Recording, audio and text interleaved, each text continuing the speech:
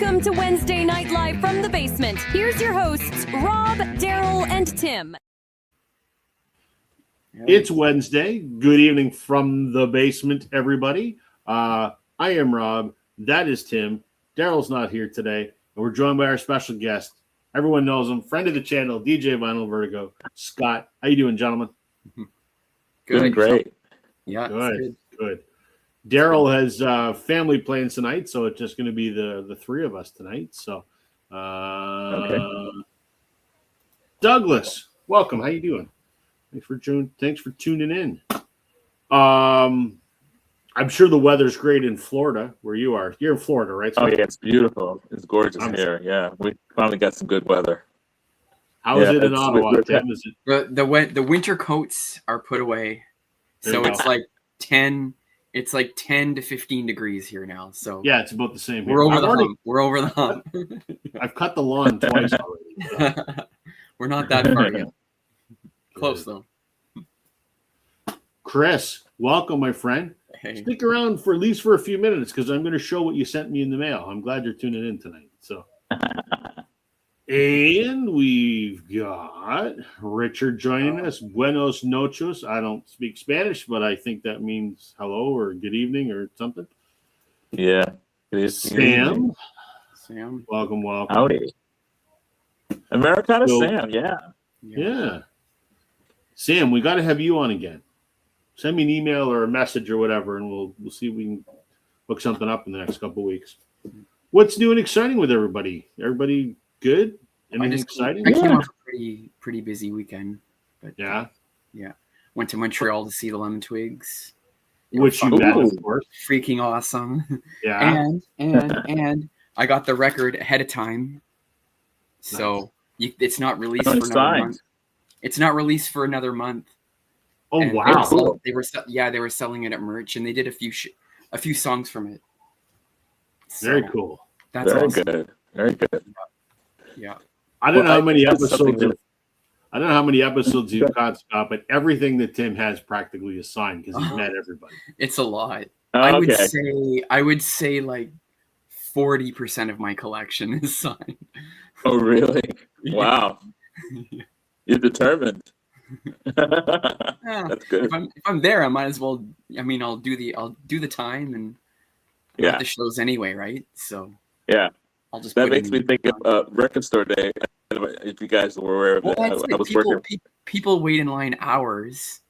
Yeah. Oh, yeah. And I'm out there maybe. I mean, there've been some pretty long nights. Sometimes I'll grant you, but I'd say average.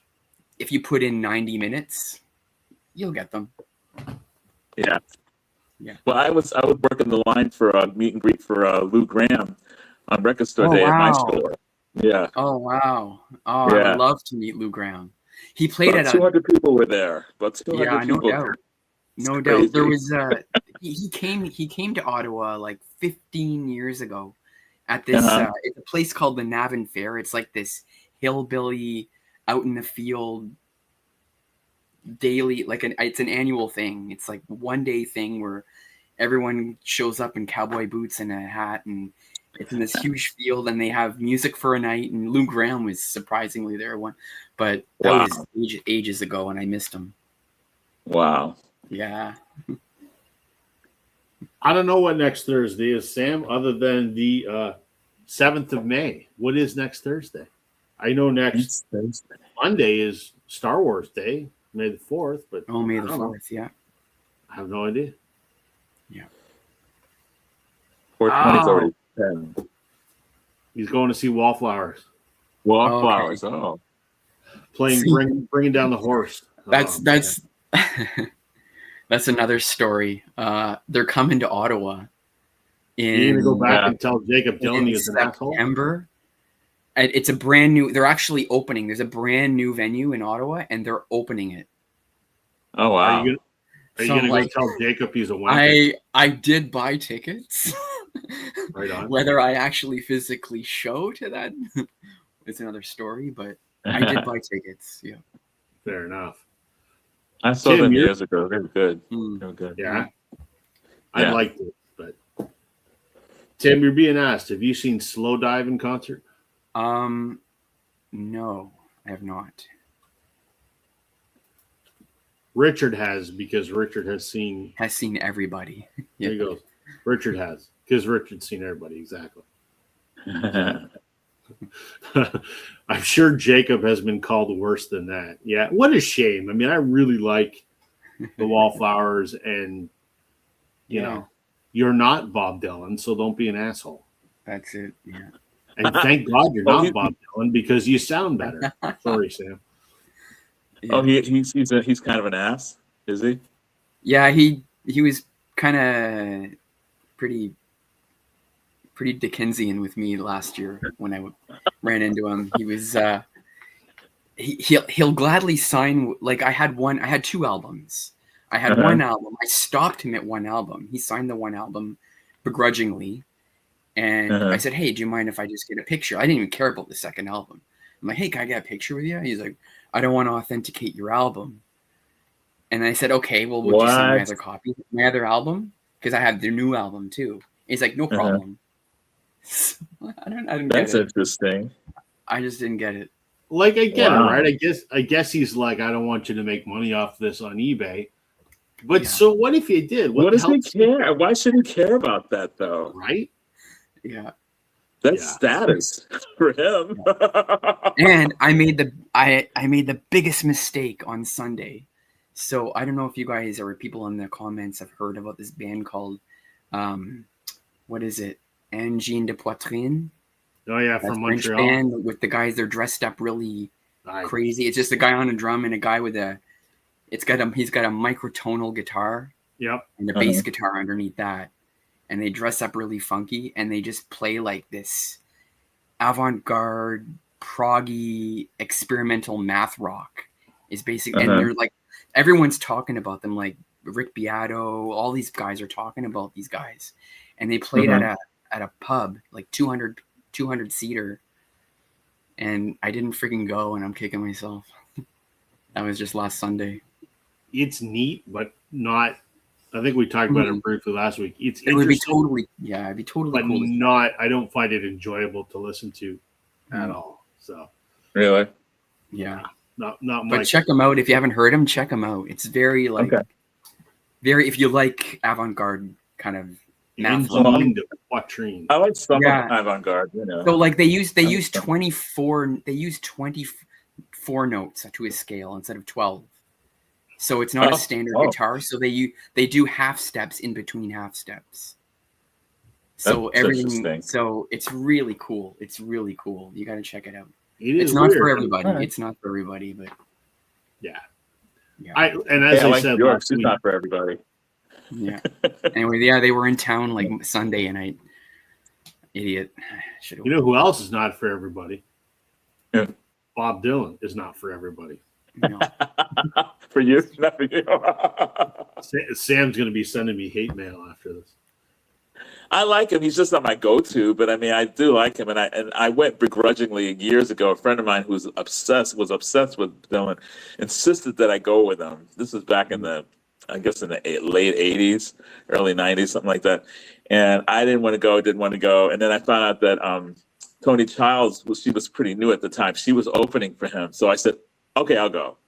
Because I said, I'll just go see her. And then I'm going to feign a headache and leave. That's what I would have done. So I went, and then I stayed a little bit for Dylan, and then all of a sudden I just sat there and I was enthralled. He was great, but that was one of the good nights. You know what I mean? Right. It was the band was amazing. He was amazing. It was incredible. I was like, wow, he was rocking out. I was like, wow, this is cool. So I enjoyed it. But another time I saw him, I did not like it at all. His voice was just oof. But it was years later. So anyway, I'd only go if someone forced me to. Yes. So. I have used many colorful metaphors to describe what I think Bob Dylan sounds like. So since Chris Mann is watching, I don't know how much of the show Chris is going to tune in for. I have to thank Chris because he sent me some VCLT in the mail, which is awesome. I'm preparing something to send to you. I'm just waiting for something to arrive. Chris, I'm gonna supersize myself here for a moment. Okay. Chris is from Wales and huge fan of the Stereophonics. And he's previously sent me one Stereophonics record, and I can't remember the name of it. It's the one with the guy kissing the girl and she looks less than enthused. So he sent me their best of. I have not opened it yet, Chris, because I haven't had time, but tomorrow is going to be a music listening day as I'm working. So I can't wait to get into this because it's their best of. And then he also sent me, which was awesome, Make Them Laugh, Make Them Cry, Make Them Wait. I know Richard loves this. Chris described this as like a Sunday morning record, and I know exactly what Chris means by that. So I guess this is their most recent album from last year. So really looking forward to diving into those. Wow. And he sent me this as well. This is, I won't unfold the whole thing, but this is the inner sleeve poster from the Beatles 1 that has all the 45s from different places around the world. And I'm glad because my copy doesn't actually have this. So, and it has the Avedon prints that came with it as well. So very cool, Chris. Thank you, my friend. That was awesome of you. That's nice. Completely unexpected. So thank you. I'm putting together some Adam Baldwin to send to Chris that he can't get over there in Wales. So we may talk about that gentleman in a few minutes as well. So definitely a good Stereophonics album. Cool. Excellent. No one needs to see my big head that big any longer. Tim, did you go see Little Lorraine in the theaters last weekend? No, I did not. Man, you missed it. I know, man. I'm kicking. If it's still, I want to see it. There's they're adding it to more and more theaters. So, Scott, what we're talking about is there's an indie film that's come out in Canada. It was at TIFF, which is a Toronto International Film Festival. It's a movie called Little Lorraine. And there's this artist that I am a massive fan of, and I'm going to talk about him in a little bit. A guy from Nova Scotia, and he put out a folk album a couple years ago. And there's a song there about in the 80s, they were running drugs from the Caribbean through the U.S. out to Eastern Canada out in the ocean, and people would pick the drugs up in a boat and take them in and sell them. Well, this guy, Adam Baldwin, that I'm a big fan of, wrote a song about that, and then someone made a movie about it. And now it's playing not nationwide, but our nationwide theater chain. It's playing in various cities. So several of us have been obsessed with the album and the song, whatever. And I finally saw the movie this past weekend because it played in my town, which is, I thought, strange because it's one of only 4 cities in the province it played in. But 2 of the actors are from my hometown, including Uncle Huey, who's like the villain in the movie. So we were talking about it last week, and I wondered if Tim had got to see it. But oh, cool! If you get a chance, Tim, it is phenomenal. And Chris, if you're watching, eventually it's got to come to streaming or something, and we'll find a way for you to see it. But and it's called Little Lorraine. Little Lorraine, yeah. Little Lorraine. I know how much Chris loves the album. The movie vastly exceeded my expectations. It was absolutely phenomenal. It's a kind of a crime thriller kind of thing. Not really any famous actors other than Sean Astin, who played Frodo in Lord of the Rings. He was in the movie. I like him. Yeah. Yeah, he played the Catholic priest who is a side character, but is integral to the plot towards the end. So it's Patty Duke's son. Yeah, it's fantastic.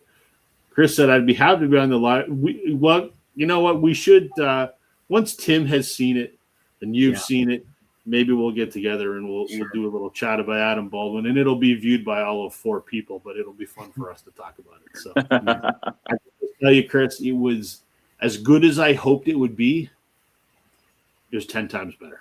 Yeah. And even though I knew the plot, because it's similar to the song, there's enough changes. You're just like, wow, that's phenomenal. So, enough of that digression. So yeah. We're talking tonight about stuff you're not going to hear on the radio. And we did this because Scott is a radio DJ. What station do you have a show on, Scott? I'm with the community radio station called WMNF, and it's 88.5 FM. And I have a show on Thursdays from 3 to 6 Eastern Standard Time in the afternoon called Traffic Jam All Souls Edition. And I don't just play soul music. I play all kinds of things, everything. It's a daytime mix, so I have to do like everything. So. Right. Does the radio station, do they stream the broadcast on the website? Yes, you can download an app for WMNF, so you can get a really nice, clear sound for it. But they hold my broadcast for a full week until I come back the next week, and then it's covered over by the next show, that kind of thing. So am I okay now? Yeah. Okay. Yeah. Cool. Chris, you're leaving. I thought you were going to stay and watch the whole thing, man. Shame on you. You got more important things to do? Good night, buddy. We'll talk at you soon, man. So, in honor of Scott being here and being on the radio, we figured that we would sort of talk about artists or song, whatever that you don't typically hear on the radio. Because right. I mean, we could all show Beatles records or Foo Fighters records or whatever the hell you want. So I just thought we would. I mean, we do sort of this kind of thing regularly, but we thought we'd show things that you don't see on the radio because often a lot of people take some pleasure in finding out about new music. So that is the topic this evening. And since Scott is our special guest, why don't you go first, man? Show us something we're not going to hear on the radio. Well, you'll hear it on my show, but you won't hear it on the radio normally. I haven't heard it anyway. I've seen it on YouTube and stuff when they do guest stuff with different artists. But this is a band that is kind of like they're kind of a modern fusion jazz funk band called Snarky Puppy. I don't know if you're familiar with them. Never heard Snarky Puppy. They're very very funky, but also very jazzy. And they always have lots of different guests from all over the world. The first time I saw them on YouTube, they did this really long piece with this singer who was the daughter of Donny Hathaway, Layla Hathaway. It was a brilliant 12-minute piece that they did. And they did a Luther Vandross song, but they jazzed it up. And it was unbelievable. These guys are really great. This is a record store day. This past record store day. This is them live in the Ground Up Music Festival. And this is an EP. It's got 4 tracks on it. It's all instrumental. And it's just it's a jam. It's a total jam record. If you like that kind of stuff, if you're into like Lettuce or Soul Live or Motet, those kind of fusiony rock, and kind of like think Herbie Hancock when he had the Headhunters, that kind of stuff. Thrust, that kind of stuff. It's really, but it's driving. It's really good, and they're fun. That's their logo. They have a T-shirt that looks just like that. Their logo is a little puppy there, but it's a really good record. All their records are really, really good, and most of them are live. But they have some studio stuff as well, and they just jam. It's a really good record, and it's a really good band. I've seen them a couple times, and they always wow people who don't know who they are. They're like, "Who is this band? It's so good," and they're all really young, So they just channel that 70s, 80s funk jazz fusion. Really good. Snarky Puppy, and you don't hear them on the radio for sure. Okay. Right on. I'll have to check. Well, Richard's familiar with him, so. Oh, here he is, Alex. Alex. How you doing, buddy? All right, Tim. All right. Well, for my first one, just because I went to see them, I'm playing the easy card right now, and that is the Lemon Twigs. You gotta go see them because you ain't gonna hear them otherwise. These guys, they're 2 brothers. I'm sure everybody knows about them a little bit. They're 2 brothers from somewhere in the States. I don't know where exactly, but I guess they were brought up in a musical family, and I think their father is a musician or something, right? Yeah. So these guys are like these guys in their 20s or maybe early 30s at this point. I don't know. They still look pretty young, but they're stuck in the 60s because the stuff they write is catchy and it's bubblegummy and it's awesome and it's melodic and it's great. This is their new album. Wow. Yeah. But like I've bought and everything just because you don't like I found them by mistake. I forget how I found them, and I just never looked back. Like these guys are so good. Cool cats there. There they are. Yeah. Yeah. I heard about them through Sam, Americana Sam. Okay. Sam's still watching. And Richard Their last Sam's probably drooling over that because it hasn't even been released yet. their first few albums are good. But as they progress, they got more like Simon and Garfunkel, very Beach Boysy. The last couple of albums. That's what I heard. Yeah, that's what I heard. Very Beach Boysy. The last two albums, but still very good. I wouldn't say I wouldn't compare them to the Beach Boys, but they definitely have that sound flavor. Anyway, yeah. These guys are great. These guys, and you'll never hear them on the radio, not in a million years. I remember that's what first caught my attention because Sam said these guys are like the Beach Boys. So Yeah. I've heard a little bit. Their last two albums are. Yeah. The stuff before that, they've kind of slowly evolved, but their old stuff is really good too. Really, really good too.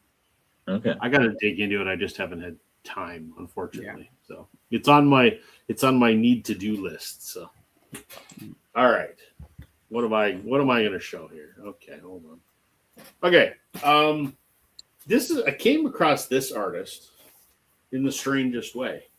This is an artist called Tess Leoto. She technically is an American, but she was raised in Paris, France, and lives in New Zealand. Wow. And I heard about her on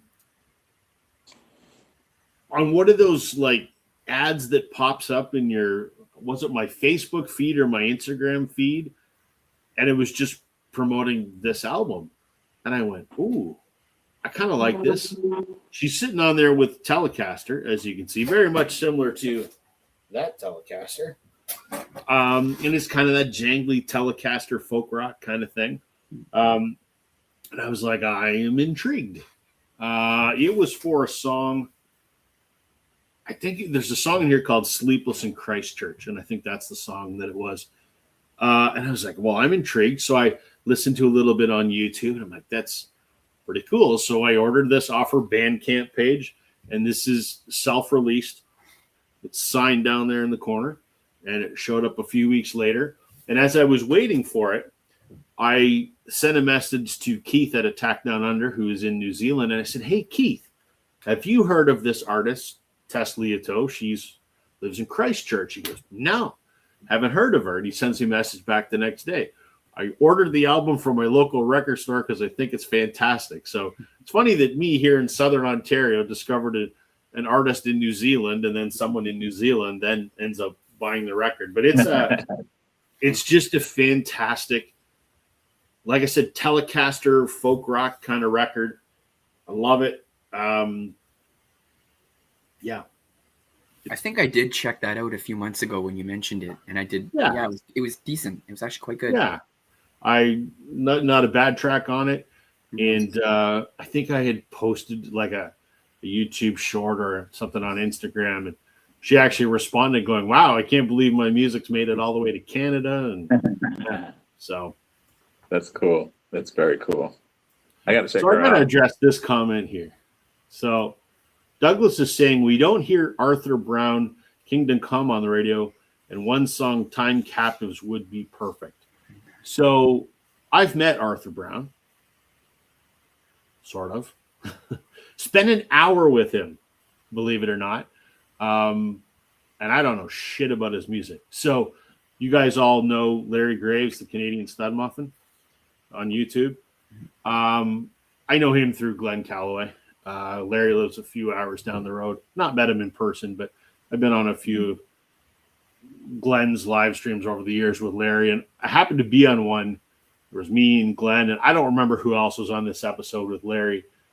And halfway through the show, Larry goes, "Okay, I've got a surprise for everybody." I'm like, okay. And Arthur Brown pops up on the screen, and Arthur Brown did a live stream with us for about an hour and a half. And just talked about his life in music, and I was just like, this kind of cool. Like I knew who he was, but not my kind of music, so I couldn't provide anything of any importance, but it was still interesting to meet the man and at least meet him virtually. So yeah, it's kind of a cool experience. Yeah, I met Larry last September. He's a big Sparks fan. Yes. And I've been following his channel for years. Actually, there was I didn't know, but I found out many years later that he did the music video for Brian Ray. You know Brian Ray, the guitar player for Paul McCartney? Yeah. He did his music video like when he came out with his solo album. Oh yeah. Yeah. Anyway, so I went to Sparks to see them in Toronto, and I had front row center, and I had another ticket, and the guy that was supposed to come couldn't make it. He got sick, so I'm like, Larry, why don't you take the seat? And so yeah, he's a good guy. Yeah, That's cool. It was one of the neater experiences. So there you go. Chris is coming back for 5 more minutes because I guilted him. Because he sends me a text early. He goes, I'm going to watch your show tonight. Because he normally watches it the next day because in Wales it's 1:30 in the morning. So when he said he was leaving, I sent Chris a text going, I thought you were going to watch the show, man. So now he's come back for 5 minutes. I was just kidding. Have a buddy. coffee. You can go have a seat. It's all good. It's all good. All right, Scott, we're back to you, man. Show us something else cool. All right. I've been buying these for the last few record store days. Not all my records are record store days that I'm going to show you here today, but it just so happens a lot of them tend to pop up right now. This is an electronica band that I really dig. And in Tampa Bay, they're very, very popular. I don't know about anywhere else, but whenever they come to town, Thievery Corporation. Thievery Corporation is an electronica band that uses dubstep, reggae, Brazilian music, a little African. They're just a little bit. They remind me a lot of Manu Chao, which is that South American artist that does all those multi-language kind of fusion-y kind of stuff. But they have this album is called The Cosmic Game. This is one of the most popular records that they have. They have quite a few records. They have a guitarist by the name of Garza, this Latin guy, and he's so good, and he's also DJs as well. He has his old solo stuff. But this one, the song on here that's really, really popular is, I think it's Sound the Alarm. And a lot of people know that one. It's actually was popular in the clubs for some reason. It's not a really fast dance song. It's not disco-y, but it's got like a beat, so people do sway to it a lot, and they play that a lot in the clubs. Yeah, they use a lot of guest artists singing on there from different countries, mostly from South America, from England, and from like Africa and from the Caribbean, and they bring them on tour with them, and they do stuff. This is the gate. Oh, I'm supposed to show gatefolds, right? Yeah, that's the there you gatefold. go. Yeah, and this is red vinyl. It's really good album.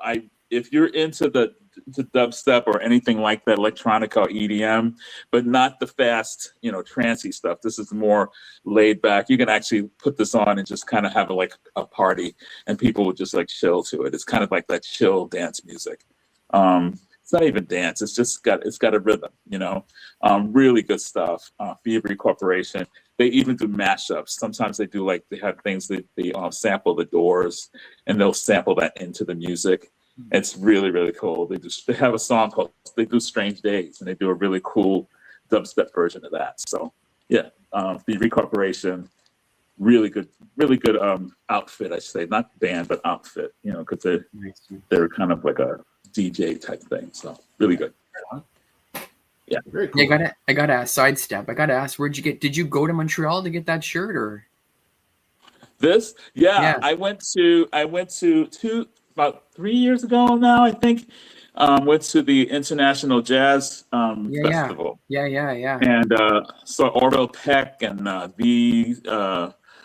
these great bands. I mean, so many cool bands that I hadn't even heard of before.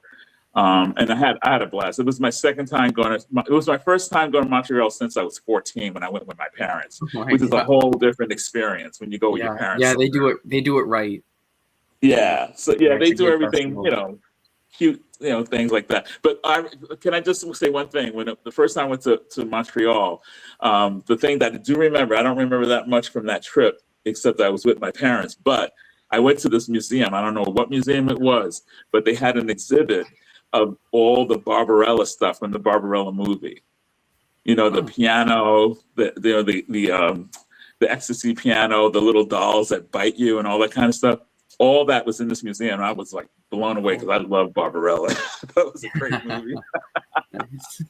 Very cool. So yeah, that's the only That's thing I remember from that. But Montreal is a cool place. I love it up there. Yeah, it's a good place. Yeah. Speaking of Montreal, Mhm. the Oh, Habs are winning 2-0 in the second. yeah. Oh my God! There was a game on Friday. I don't know if they won that game, eh?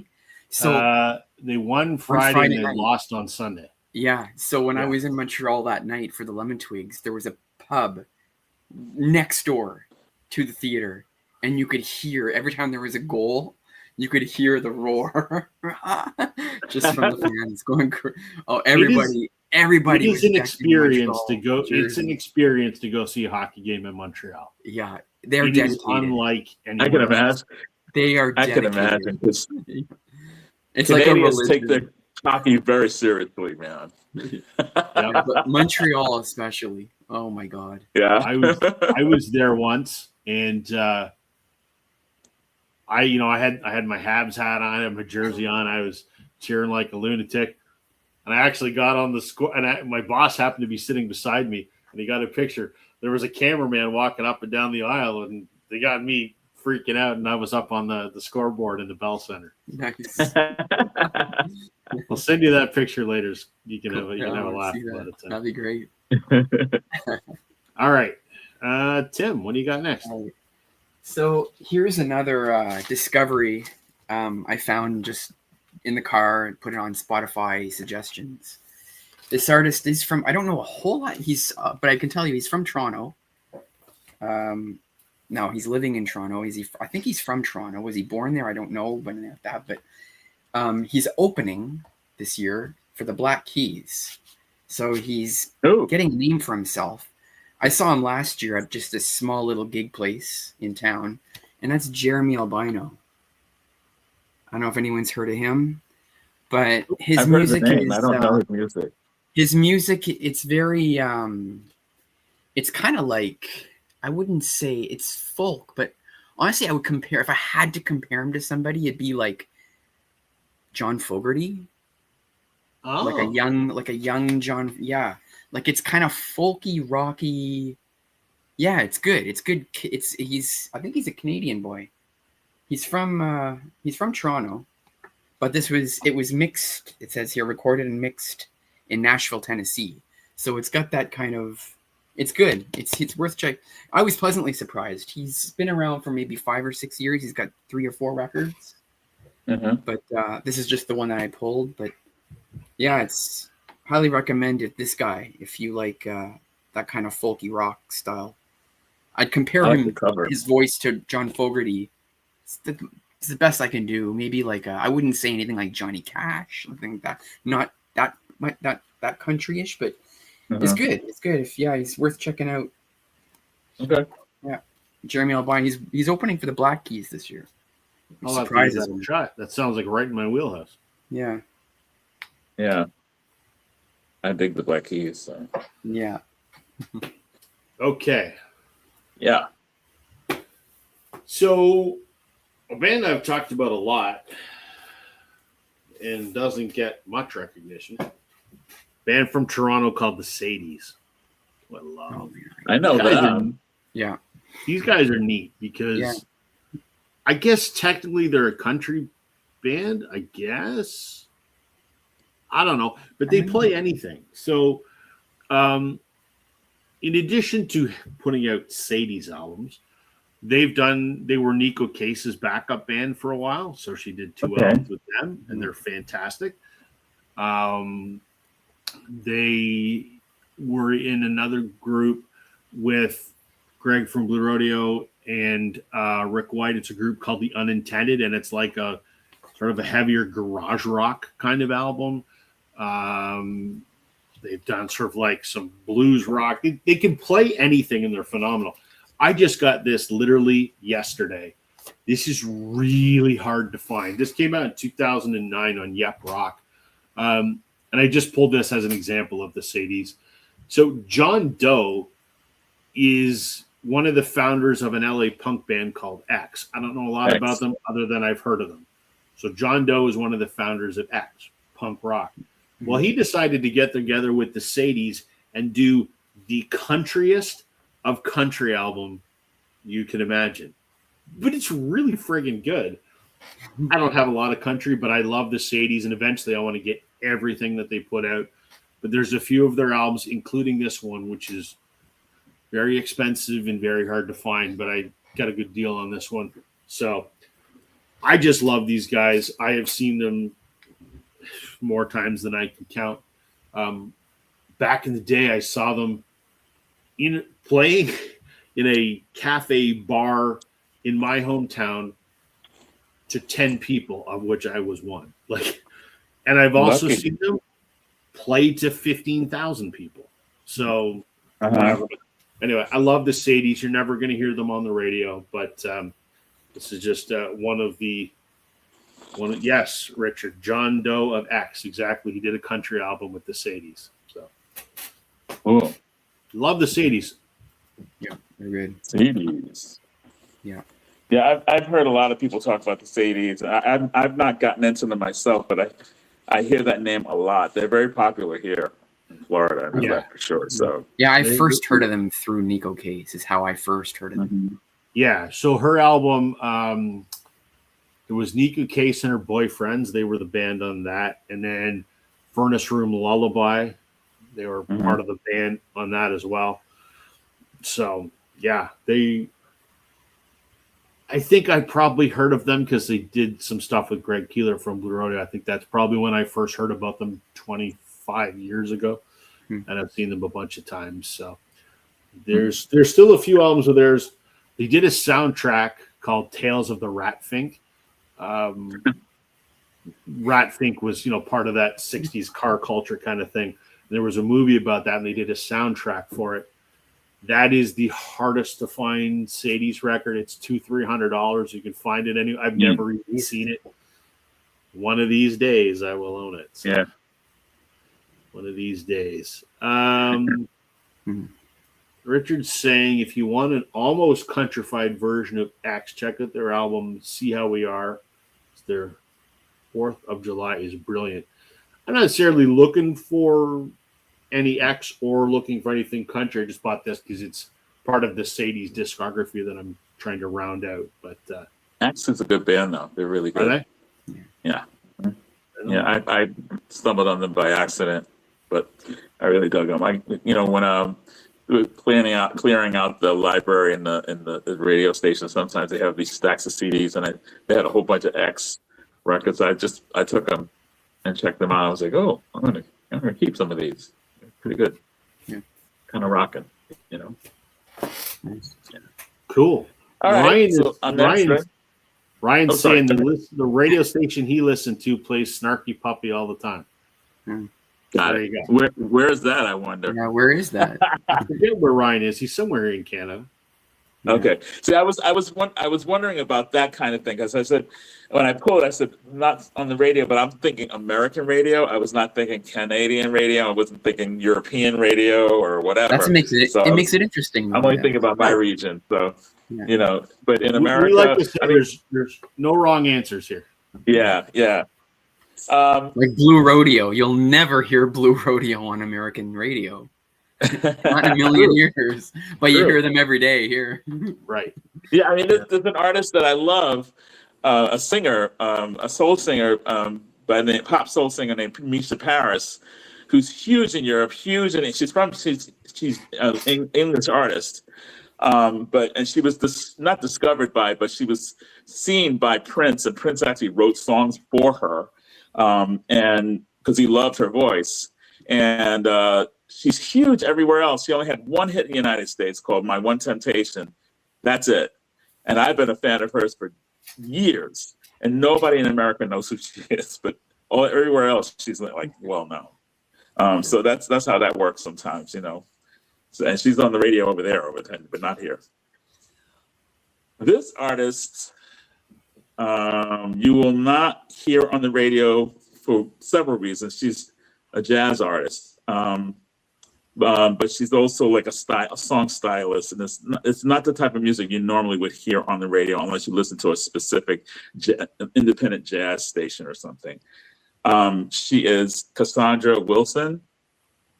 And this is called New Moon Daughter. This is her Grammy-winning record from years ago.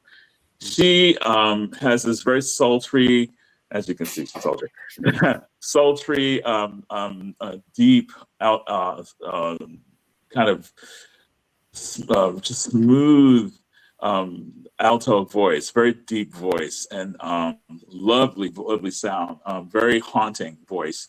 She does stuff like Strange Fruit on here, Love Is Blindness by U2.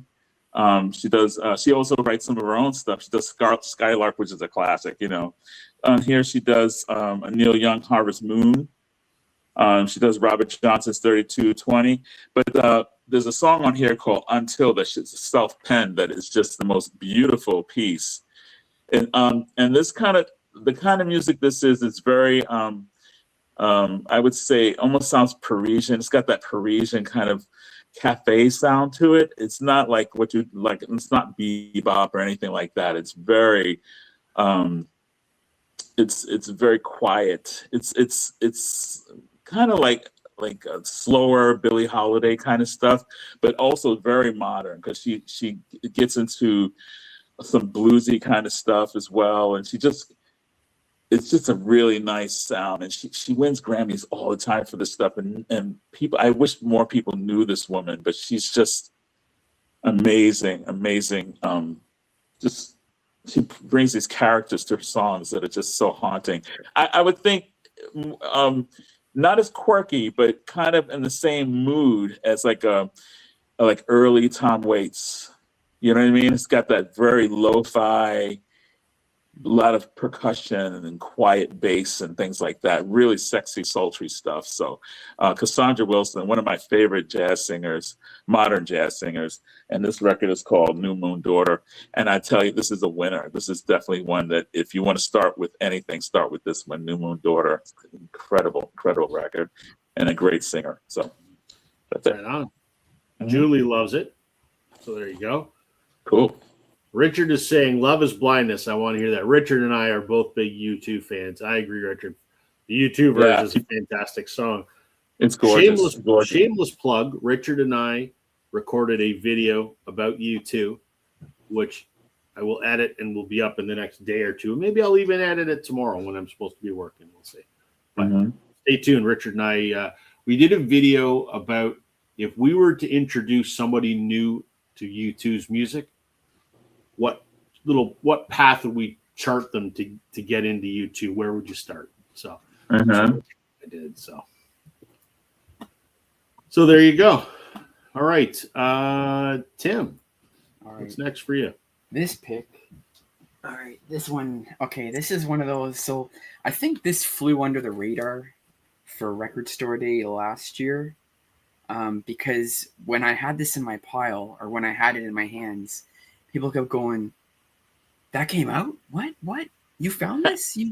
It's one of those, like, it's a 90s record. I say it's a, what do you call those bands? Like those all-star bands where members of other bands come together. Supergroup. So yeah. I've raved about Jellyfish, right? I knew you were going to go there. So so you got John Bryan, or Brian. He's from, what band is he from? I have to Google. John Bryan, Jason Faulkner, Buddy Judge, and Dan McCarroll. They're all from these 90s bands. And they came out with this record called The Grays. And this is kind of one of those 90s albums that never got pressed. Only had a CD up until Record Store finally did one up. And this went under the radar because when people find out that I have this record, they're like, "What? What came out?" So it's got kind of one of those followings. Like if you know the record, you know how good the record is. It's kind of like that alternative 90s pop power pop kind of sound. It's really, really good. Cool. These are your guys down there. So you have Jason Faulkner, John Bryan. It's bugging me what band he's from. I'll have to look it up. But this is great. There are the lads there. Yeah, there they are there. Somebody loves it. It's awesome. It's awesome. There's no hit singles. It's just 4 guys from 90s bands got together and came out with this wicked album. Thank you. It's wicked. It's awesome. You're not gonna hear singles. You're not gonna hear, but there's great songs. So like the album is just great. Well, that's when record store day is good. So I mean, when an album's just been on CD for so long and you're able to get it on vinyl finally, that's what I like about record store day. So yeah, exactly. When that happens, I always run for those. Like That's this was cool. this was my number 1 last year, and people are like, "What the hell? Who the hell is that?" I'm like, "That's fine. You do your list, and I'll do mine." You go grab your Taylor Swift. My secret's safe with me. And of course, it's signed. Well, it's just because I went to see. Well, it's just Jason, because I went to see Beck, and Jason plays with Beck, so I got one of the 4. Beck. Yeah, he He puts on a show, man. That guy puts on a show. I know. Amazing. Yeah. Ryan's making the point that it's desirable to audiophiles because their stuff is really well recorded. Okay, my next pick. Should I do this artist now, Till Tim? Tuesday. Till John Tuesday. Bryan is with Till Tuesday. Okay. Yeah. That sounds familiar. Yeah. Yeah. That's that 80s, 90s band. Yeah. Voices carry and Barry. Yeah. Yeah. Should I just get this artist out of the way now, Tim? Do it. Okay. Do it. Is it Bruce? I'm not going to show the one with the Bruce lighthouse. is on the radio. I think I talk about I'm this guy teasing more you. than I talk about Blue Rodeo, believe it or not. Damn it. And that is Adam Baldwin. And everyone in the comments are going, "Oh Christ, he's going to talk about him again." Yes, because I think he's the best goddamn musician in the country. So I have raved about this guy's album, Concertos and Serenades, and that's the one that the movie was based on that we were talking about off the top. I just absolutely think this guy is just, I've used the word undiscovered national treasure because I firmly believe that. This is Adam's first album from 2013. So he's kind of, he's sitting there in his leather jacket with his hair. His idol is Bruce Springsteen. And when he toured for this,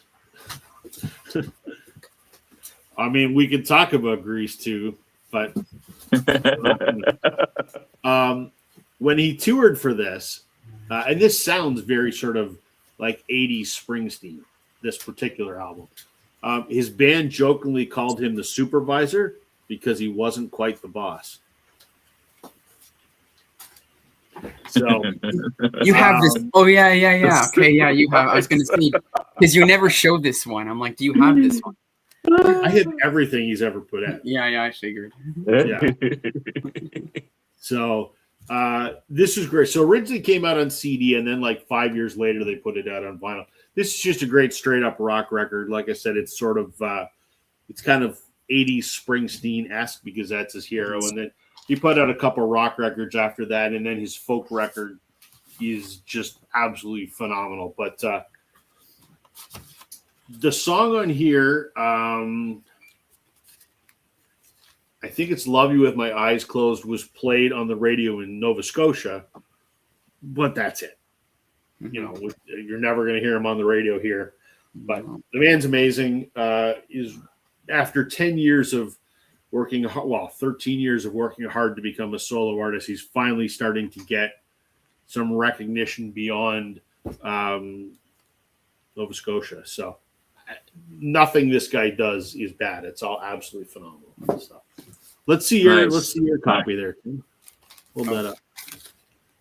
There you go. Oh, yours is. See, mine I bought signed. Oh, okay. I didn't get it, but I have met him Right. half a dozen times at this point. So Yeah. Right on. Very cool. Do you have his other two? Do you have I have the Lighthouse one, of course. That's all I've need got. to get No Rest for the Wicked. It's out of stock right now though. Yeah. That is amazing. And then the other one, No Telling When, is good, but it's on its own, it's really, really good. But compared to the other three, Yeah. So, all right, that's all I'm going to say about Cool. Animal. Because I'm learning a lot tonight. Yeah. now it's your Wow. turn to educate us. This one, I'm coming back to Record Store Day again. Wait, hold on. What's going on? I'm kind of You're good. pretty glitchy. Okay. This was the first Record Store Day record I bought before I started listening to vinyl again. I bought it without even having a setup. Everything was packed away. But I had to buy this because it was a band that I loved. It's a band that I excuse me.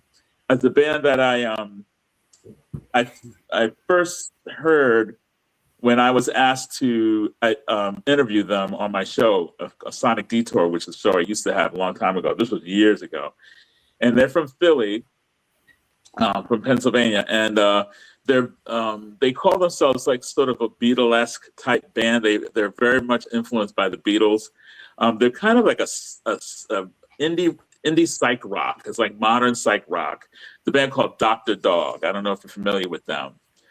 Dr. Dog.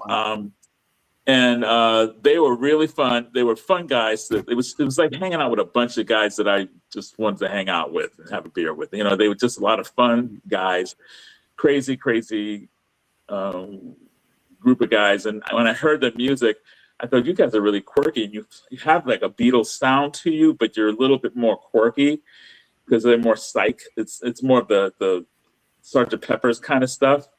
But they have really made it on their own, and they're known as a really great live band. I think they're kind of a band's band because they are those kind of bands that you go to see and you see they're just having the best time on stage, and that you never want them to stop because it's like a party all night. Mhm. They're just one song after the other, and everybody in the audience is just singing along with them. They're just a very happy kind of band.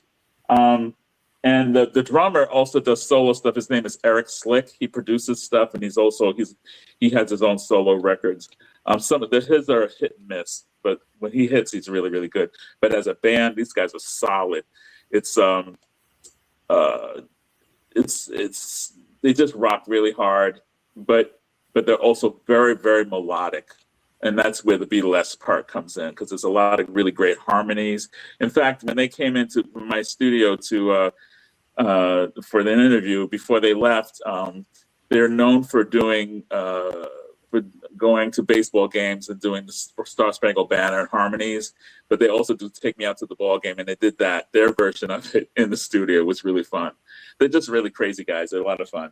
Dr. Dog, if you like that, like, it's just fun rock and roll, but with a real psych feel to it. They're really great.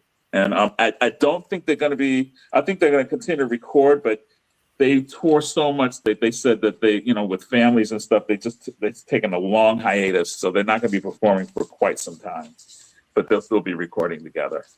But anything of this is their live album, Live 2, Baboon. And this was some Record Store Day. And this has got me back into vinyl, this record. So, yeah. I wrote it down because you had me at Sgt. Pepper-esque. I'm like, I'm in. Yeah, they're really cool. Really interesting band. Awesome. And yeah, really fun stuff. Awesome. I got to check that out. Brian's tuning in from Tokyo. Welcome, my friend. Thanks for joining us. And I missed Ryan's comment here saying, Buddy Miles, Down by the River, an A++ song you don't typically hear on the radio. Douglas is saying, I heard Down by the River, Buddy Miles on Siri a month ago on Deep Tracks, Earl Bailey. So I don't know Buddy Miles, but I'm going to have to check that out. Yeah, Buddy Miles he's from so many great bands. He worked with Hendrix and just everybody. Right yeah, on. The Electric Flag was the band he was in. The Electric Flag, which is a really good band from the 60s. Yeah. Right on. Mm-hmm. Yeah. Okay. Tim, what you got? Okay, I think I'm gonna bust out one more artist from Toronto. This guy's from Toronto as well. This guy, how did I discover this guy? I don't even remember, but it wasn't long ago. But it's funny, my son discovered him. I guess his teacher was playing one of his songs in his class, and came home and he's singing this song, and I'm like, how do you know that song? It's like, oh, I heard it in school over there. And so he's only 6. He was 5 at the time. He's 6 now. And so I took him. His first concert was earlier this January. I took him to see this guy, and he's awesome. And he's the one, Julian Taylor. Oh, Yeah, this guy is I met awesome. him. Yeah, he's a fantastic, isn't he? He's great. Yeah. Oh, yeah. This guy is freaking awesome. He is the coolest guy in the world. Wow. Yeah. I didn't think anybody knew this guy. Oh man, this guy is so good. And his father, I guess, is a famous photographer, eh? Yeah. I guess. Oh, yeah. But this guy is great. He's groovy, he's folky, it's not overproduced. It's just No. good melody. He's just great. Yeah. I don't even know how to describe him. How he's just like a folky, rocky. I don't know, man. He's so good. I think of him as kind of slightly soulful Americana. A bit that too. Yeah, Kind of. absolutely. Yeah, he's kind of Americana-ish to me. But Yeah, but he's Wow. he's a Canadian boy, and he's great. The big song is Seeds. I would say is probably Seeds. That's the big song. Wow. This guy's great. Julian Taylor. yeah. You don't hear him on the radio, but he grinds. He plays the UK. He's all over Canada. He plays yeah, he came around here the for calendar, singer-songwriter. around the calendar, but you'll never hear him on the radio. He came Yeah. here for a singer-songwriter festival, and that's how I met him. I believe it. He actually Amazing. just did a show or he's doing a show with Bruce Cockburn. He did the Oh, yeah. Gordon Light. He was a member of the Gordon Lightfoot tribute band. Wow. That tribute there at Massey Hall. He was part of that. Like, he gets invited to everything. Yeah, he's great. I second it. That's a great album. It is. It They're is. all. There's not a bad album. Yeah. Mm-hmm. Yeah. Cool. Yeah. Awesome. Glenn, tuning in from Buffalo. How you doing? Welcome. We're talking stuff you don't hear on mainstream radio tonight. Okay, we're gonna go to Louisiana for this next one. Yeah. This is one of those artists I discovered through their connections to other people, and I friggin' love this guy. I think there's only like 1 or 2 albums out there, and that is Bobby Charles. You know Bobby Charles, Scott? That sounds familiar. Bobby. Yeah, I hear that name a lot. Okay, so Bobby Charles is. I needed some. I've had this, and then there was a Records Today release that I have as well. When I first decided I wanted to find out of this guy, I sort of Googled him to find out what the deal was. And according to the old Google box, he is considered the father of Louisiana swamp pop. So he did a lot of work with Dr. John, Mac Romanek. Okay. But how I heard about him is he played with the band on The Last Waltz. So Oh. you don't see him in the Scorsese movie, but he's on the record because when Dr. John comes out and they do What a Night, Bobby Charles is playing with them. And then the next song they do, which escapes me at the moment, is a song that he wrote, and the band covered it with him and Dr. Oh, wow. John at The Last Waltz. So I'm a massive fan of the band. So then when I found out that on this album is Rick Danko, Levon Helm, Garth Hudson, and Richard Manuel. The only member of the band that's not on here is Robbie Robertson. Dr. John is on this record. So I'm Good like, surprise. well, I'm in because I love the song that the band covered of his, and the band is on this, so I'm in it. And so I found this on clearance at a record store in Toronto. It's phenomenal. It's just that kind of Southern Louisiana. I Southern don't know rock. how to describe it, but you know, the band needs Dr. John. I mean, that's kind of what I think, and it's really good. And then there was a Record Store Day record called the Bearsville Sessions, which is basically the songs that didn't make this record, and it's really, really good. It's that Americana kind of whatever, but Yeah, that's love it. that name's very familiar to me. Very familiar to me, Bobby Charles. Yeah, for sure. Nice. Damn, it's fun. Let's see here. Let's see what people saying. Only here for a minute. Hey, Record Hunt, how you doing? Had to tell you, Bobby Charles recorded "See You Later, Alligator" before Bill Haley. I Wow. knew that he had recorded. I didn't know that it was before Bill Haley.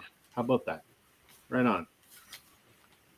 Yeah, it's just fun stuff, and I like the stuff that's kind of around the periphery of the band because I just think they're one of the greatest bands ever. So I'm so glad that how it came about is when you're listening to The Last Waltz, and they play this song, Robbie Robertson says something like, "Let's hear it for Bobby Charles." So one day I'm like, who is Bobby Charles? And then I sort of read his bio. I'm like, interesting. So then I, started to listen to some of the music. I'm like, that's fantastic. And then I happened to find the record, and I'm like, good stuff. Never going to hear it on the radio, though. So, all right. Cool. Back to Scott. My turn. Okay. Your turn. This is a band that I found by accident and fell in love. Sometimes you find a band and it's just like, this is my jam. Where have I been all this time? That kind of thing, And this is a band from the UK. I was getting into acid jazz in the mid '90s, early to mid '90s, and this is to me one of the best acid jazz groups out there. Nowadays they've become a little bit more pop, but I like their older stuff better. And this is a sample of their older stuff, the Brand New Heavies. They're from the UK, and they kind of they're acid jazz, but they also kind of like a precursor, or they're proto Back to Black kind of stuff. They, Amy Winehouse, I'm sure, heard these guys and says, "Oh, I want to go in that direction." They're a little bit more pop sounding than her. She's a little bit more dirgy, a little bit more dirty sounding. They're a little bit more, I'd say, slick, but it's definitely like a retro soul with sometimes with a dance beat, and sometimes with a little bit of funk. But it also makes me think of, say, if Paul Weller continued with Style Council, he would have gone in this direction, probably a little bit more funky, But they're known for this song called "Dream On Dreamer." People know that song, and "Never Stop." "Never Stop" is the first song I heard by them, and I just said, "This band is my jam." I love these kind of bands that they take that old style and they make it modern. And they make it kind of, they just make it as if they just regurgitated something, made something up new. And what they're doing is they're taking all these different old things and mixing it into a gumbo of a new sound. And that's what acid jazz is anyway. So I really dig this band. They're fun. The female vocalist, Jen Kincaid is, I believe he's the drummer. Your drummer, he sings on a lot of it. But they also have India Davenport. She's American. And she's got this velvety, beautiful voice. She's not with them anymore, but the songs that she does with them, it makes me think of Rufus featuring Shaka Khan kind of thing, in that kind of vibe, as well. So I really, really, really dig them. They came to Florida years ago, and nobody was buying tickets. And back in the day, in Florida, Tampa Bay, people were very slow to buy tickets, and they, for shows. So a lot of times artists would just move to another area. Sade was supposed to come to Tampa Bay, and she ended up moving her gig to Miami because nobody was buying tickets here. And then it sold out in Miami. Same thing with Madonna, all different places, But now it's different. People are a little bit more sophisticated here in this area. But they moved to a smaller venue, and I got to talk to them. I said, "Oh, can I interview you?" And they let me interview them and everything. They were so good, and so gracious, and just talented, just really, really tight band. And that's the Brand New Heavies. And this is the original flavor. This is all their early stuff. This is like early demos and things like that. So, and they had an album that they did with it's I forget what it's called, but it's an album that they're famous for that has all these hip hop artists that sit in with them, and every song has like a rapper on each track, like Main Source and all these different groups. I can't think of the names right now, but anyway, but a lot of hip hop artists joined them for this one album that they did. Was really, really popular album of theirs. So the hip hop crowd got into them too. So Brand New Heavies. Cool. Good one. Yeah. Richard's saying he's heard of them, but he doesn't. Far Side. Yeah. Richard's saying he's heard of them, but he's not familiar with their music. So now, Richard, you got some homework. You can go check them out. All right, Tim, what you got? Okay, this is one I had when you mentioned Sgt. Pepper-esque, and so this is not Sgt. Pepper-esque, but that it made me think of this in the sense that this is more Pet Sounds-esque, which it was kind of like that train of thought. Yep. I had to pull this, and this fits the bill. You will never hear these guys on the radio. This is like a wall of sound album. Like it's just like there's like what do you call that? The theremin. There's theremins. There's xylophones. There's every instrument known to man on this album. And have you guys heard of Tripping Daisy? Yep. Mm-hmm. Okay, I've got a girl. That's the singer, Tim DeLauder. Okay. So when that band disbanded, he came out with this, the Polyphonic Spree. Oh yeah. Do you know of this? Yes. I don't know that album, but I have one of their other albums. Yeah. This is really good. Yeah. And it's a funny story with this one. I knew these guys opened for David Bowie back in 2002, whenever he was on tour for that, like one of his last tours. Uh-huh. And my buddy went to see him. He went to that show, and he's like, I met him many years later, and he's like, have you heard of the Polyphonic Spree? You'd love these guys. And I'm like, no. And I listened to this album. I'm like, oh my God. And I needed this. Like I went on Discogs that night. I need this album. And knowing that they didn't tour, I would never get it signed. So I actually reached out to him, and I'm like, look, if I send this to you, would you mind signing it? And he's like, send it. So I got it signed. So it just says Smile. His name's Tim DeLauder. Smile. Tim 2017. And then the letter that I wrote to him, so this is the letter I wrote to him. And he writes over top of it, he says, thank you for being a fan. Here's an impression of my teeth in 2017. he bit my paper. Oh my God, that's great. That's unique. Good night, everybody. We can't top that. See you next week. It's an impression of my teeth. This album is dear to me, and this fits the bill tonight. I couldn't believe I didn't pull it, but I just thought my brain went that way, so I had to pull this. This is a great album. If you haven't heard it, if you like Pet Sounds, if you like albums that are like just use every possible instrument, yeah, this is for you. It's good. Cool. It's very spacey. It's not upbeat. It's just, yeah, it's great. It's a great album. That teeth I like thing. to see you trying to top that one. I can't top that. Can't top that. So there you have it. All right. Earlier, Scott said, when you discover a band by accident and you go, "That's my band." Yeah. This was my band for a long time. Okay. They had two songs that got some airplay in the U.S.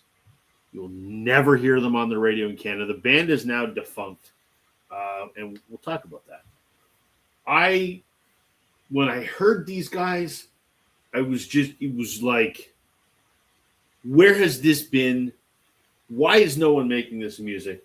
And that was a band called Grace Potter and the Nocturnals from Vermont. Ooh. I was just blown away. It's like they broke up in 2012 or 2014, I believe. Something like that, yeah.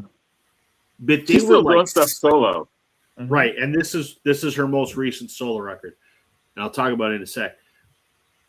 They were like 70s rock with some blues infusion. That's kind of how I think of it. I think pretty fair description.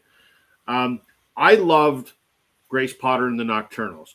When Grace broke up the band because she got an ego and went solo, I think her solo stuff sucks. It's not this. It's not, and she's not taking good care of her voice and whatever. I love the. There's a CD there autographed by the original lineup of the Nocturnals. I've met Grace. She was wonderful when I met her. I met Scott Tournay, her guitar player. You don't hear Grace Potter and the Nocturnals on the radio. In the U.S., you probably do because Paris Ooh La La was a big hit. Paris was huge, yeah. That was the only thing, yeah. And then the album after that, she had a song called Stars, which I think got some radio airplay as well. Maybe, yeah. But you won't hear it here. You say that name, and 99 out of 99 people are going to go, never heard of them.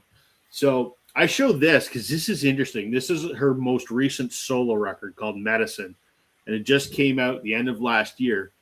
And I mentioned her solo stuff sucks because it does, especially the most recent album because her voice is just shot. She smoked way too much. But this is an album she did with T-Bone Burnett as the producer without the Nocturnals. And this was recorded in, doesn't say on here, 2009, 2010. And then it was shelved when she signed with Hollywood Records. And the Nocturnals put out the self-titled one, which is the album that has Paris Ooh La La. They just put this album out last year, and it's a lot of the songs that are on the Grace Potter Nocturnal self-titled album, but her doing them with T-Bone Burnett producing, and they're totally different. It's kind of like, smoky kind of vocals and, much more subdued, and it is phenomenal. So good. So good. So you have That Phone, Money, Colors, Low Road, Medicine, Oasis, Paris Ooh La La. They're on here, but they sound nothing like the GPN album. Yeah.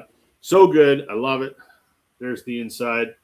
Anyway, I love this band. I wish the Nocturnals were still together. I have no interest seeing her solo, but you don't hear that on the radio. Interesting. Yeah, I remember. I saw them at the State Theater when I first moved to Florida. I think sold out show, and they killed it. It was so hot there, though. Oh my God, it was so hot. What year was that? I'm just kind of curious what the lineup was. Actually, it must have been after I lived. It must have been like 2002. 4 something like that. So that'd be the original lineup when Brian Dondero was the bass player. Yeah. I saw them on the very last lineup because they went through 3 different bass players. But just incredible band. It's one of those where the sum of the was greater than the individual parts. Yeah. They were rocking too. It was a rocking show. So, loudest concert I've ever been to by far.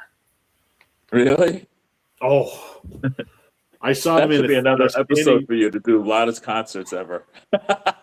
And I've seen Ozzy and I've seen Rob Halford. They were louder. Grace Potter was louder. Really? Shit. I've heard even louder then. Yeah. Yeah. It was great. This next artist that I didn't discover them. My other half discovered them, and I usually roll my eyes when he tells me, "Oh, you got to check this out." I'm like, "All right, whatever," because we don't usually have the same taste. But I checked them out, I streamed them, and I was like, "Whoa, really good." Singer-songwriter He's from, I believe he is from New Zealand originally. He lives out in Colorado now. He's a farmer and a singer-songwriter, believe it or not. And when he's not farming, he goes on tour. His name is Gregory Alan Isakov. And this guy is probably one of the best new songwriters. I mean, he's not brand new. He's been around for at least 10 years or so, but unbelievable songwriter. Really personal stuff. He tells a lot of stories about a lot of things in America, also in other countries and stuff like that. This record is called The Weatherman. He plays guitar. He's kind of like, I don't want to say James Taylor. It's not that formulaic, I guess. He's like, are you familiar with Iron and Wine? Yeah. Yeah, it's more like that kind of stuff. Okay. You know what I mean? And I didn't think that people knew him because he's not on the radio at all. And he came to town to the Mahaffey Theater, which is a huge not arena, it's a huge theater, a performance theater.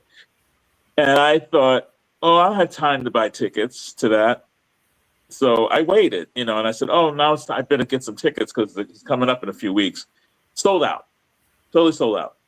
So I went down to see if I could scalp some tickets, and then I found out at the desk that they had subscriber tickets that didn't sell. So they said you can buy these at a cheap price. So I grabbed the ticket by myself and went inside the lobby, and the lobby was wall to wall people. I couldn't believe how many people were in that theater, and people were just over the moon that he was in town. I didn't know that anybody knew this guy because you never hear him on the radio. You just never hear this guy.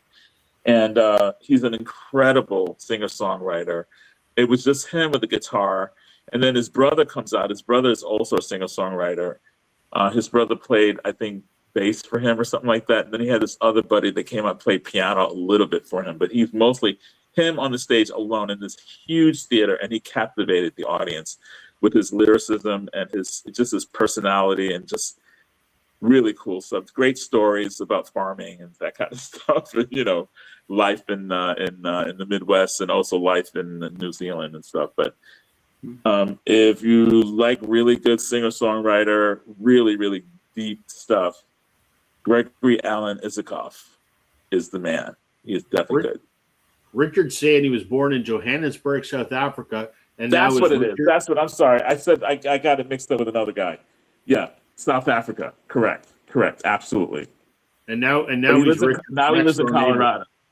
Yeah, he lives in Colorado. Now he's Richard's next door neighbor in Boulder. But he's really good. He's really, really good. Cool. Interesting. Yeah. All right, Tim. Your turn. I'm going to be back in 30 seconds. Just got to go say goodnight to my son. So the floor is yours, my friend.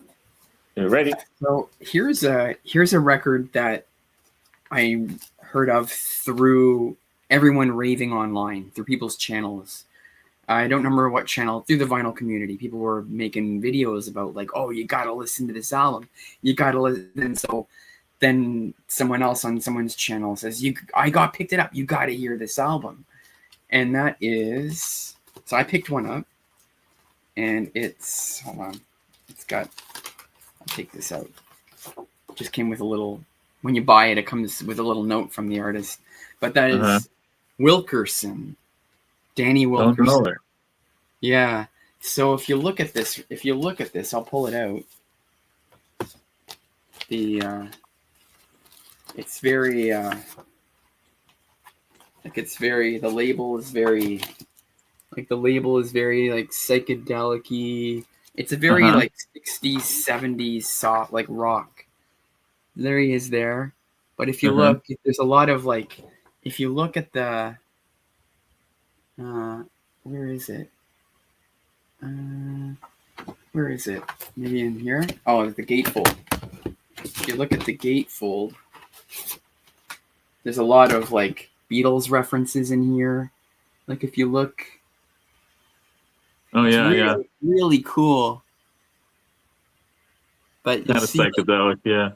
Yeah, there's if you look really close, there's like Hofner basses in there and like Oh, cool cool. little nods. But oh yeah, they're there. There's the Beatles. If you look that way, there they are. Oh wow, yeah, yeah. Yeah, but this is a really cool record. It's kind of reminds me of like it's like it's like very Eaglesy, like Don Henley, very Oh really? Beatlesy, very yeah. Honestly, like if you like the '70s and the It's melodic rock kind of thing. you're gonna real like try like it was one of those albums where like this person heard it, recommended it, they loved it, then they loved it, then they loved it, then they loved Yeah. it. This record is really really solid. No regrets. Like I still listen to this all the time.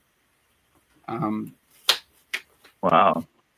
Yeah. Is that that's their latest, or is that an earlier one? I think he's a one and done. Like I don't really know much about him. Really? I don't know much about the guy. But he kind of did this album maybe like just before the pandemic, maybe like Time Bleeds. It could be a little bit before that, maybe 2018. But I don't think he's done anything since. But it was just kind of like one of those off projects where he wrote a bunch of songs, wanted to get them out. And yeah, they're just fantastic. Yeah. Okay. Wilkerson. Yeah, it's worth checking. It was it's one of those through the grapevine kind of albums, and I'm like, okay, I'll check it out, and sure enough, it's 10 out of 10. 10 out of 10. Every song is killer. So do you suspect that he's like he's more like a solo artist, but he has a lot of people sitting in with him, kind of thing, or is this he have a band? So. It's just him. Like maybe he's got some sessionals playing on this. I don't think he plays everything. Oh, there you go. Yeah, mastered by okay. Produced and engineered by Blue, who I know. Blue. Yeah, he does a lot of stuff. But everybody, so it's very like Todd Rundgren-y, very Beatles. I like that. Endless Haze is like very like Eleanor Rigby. He's got real strings on there going. Comes in Waves is a great song. It's very Don Henley. Don Henley. Yes, yeah, like Heart of the Matter kind of. Like Don Henley, Heart of the Matter, that kind of a sound. Okay. So like it's really good, really really good. Wilkerson. So I don't think it's on Spotify, so you have to maybe go on YouTube or just buy it. But you won't if you do buy it, or if you do like it's like $20, $25. It's an indie record. Yeah.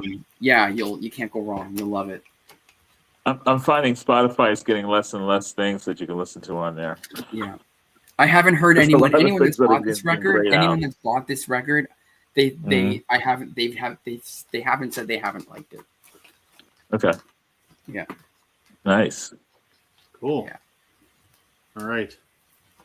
I wanted to say goodnight to my son. He put my hat on backwards and said, "Dad, you look goofy. Now go show the boys." There you go. And he'll check this tomorrow to make sure that I showed the boys. So there you go. I'll go get my hat and wear it backwards. All right. Grab something to drink real quick. The next one I want to show, if I didn't live in Southern Ontario and I didn't have a problem with winter, I would live in Eastern Canada. Because so many artists I love are from the Maritimes, like Adam Baldwin and others. And this happens to be one of them. It's too bad Curtis from Young LP Lovers isn't watching tonight, because he turned me on to this artist. And I've mentioned her before, Elise Aaron from Nova Scotia. Phenomenal. This is her second album called Everybody Loves You. Just came out like within the last month. Her first album, Curtis sent to me as VCLT, and I was blown away. It has very strong, like Stevie Nicks, Belladonna kind of vibes. Was my first instinct, but it's also, and this is a reference Tim will get, Scott probably won't, but it's also a little Alana Miles as well. Oh, for sure. I know Alana Miles. Yeah, okay, right on. So Elise Aaron is phenomenal. So what I found out that she had a new record come out, so I ordered it off her website. Didn't know that it was going to come signed. It did. and she shipped it from her house because Wow. the return address on there is Elise DIY, huh? Yeah. DIY. Yeah, this is not put out on a label. She just put this out herself. And this is every bit as good as the first record. So, East Coast Atlanta Miles. So good. It's just So good, strong voice then. Strong voice.